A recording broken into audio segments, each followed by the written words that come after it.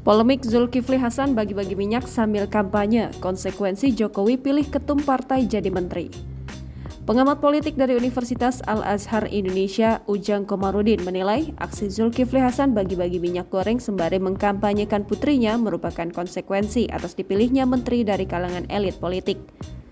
Sebagaimana diketahui, Zulhas, begitu sapaan akrab Zulkifli, tidak hanya menjabat Menteri Perdagangan, tetapi juga Ketua Umum Partai Amanat Nasional. Menurut Ujang, konflik kepentingan sangat mudah terjadi ketika jabatan pemerintahan diisi oleh petinggi partai politik.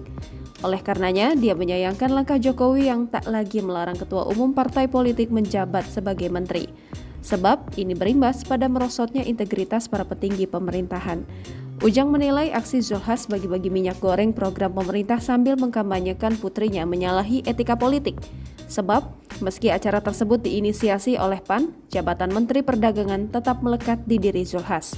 Oleh karenanya, menurut Ujang, sudah sepantasnya Jokowi menegur mantan Majelis Permusyawaratan Rakyat RI itu. Kendati demikian, Ujang yakin Jokowi hanya sebatas memberikan teguran ke Zulhas tak akan sampai menjatuhi sanksi. Sebab berkaca dari 8 tahun pemerintahan Jokowi, hampir tidak ada menteri yang dijatuhi hukuman dari Presiden karena aksi atau pernyataannya menuai kritikan publik. Lagi pula, lanjut Ujang, ditunjuknya Zulhas untuk mengisi kursi menteri baru-baru ini juga demi mengakomodasi kepentingan politik Jokowi dan PAN menjelang pemilu 2024. Sehingga langkah Jokowi terhadap para menterinya harus dipertimbangkan matang-matang, termasuk dari segi untung rugi politik.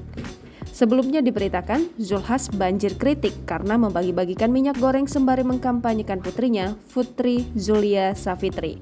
Ini bermula dari acara Pasar Murah Minyak Goreng Minyak Kita yang digelar PAN di wilayah Kecamatan Teluk Betung Timur, Lampung pada Sabtu 9 Juli 2022. Di hadapan para warga, Zulhas mengatakan bahwa mereka tak perlu mengeluarkan uang untuk membeli minyak kita di pasar murah tersebut karena telah dibayar oleh putrinya.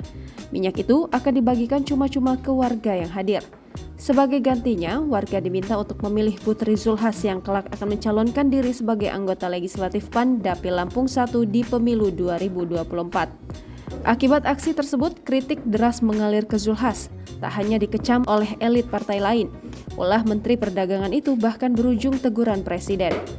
Presiden mengingatkan Zulhas agar fokus menurunkan harga minyak goreng curah yang hingga kini masih tinggi di sejumlah daerah. Jangan lupa subscribe, share, komen, dan like ya!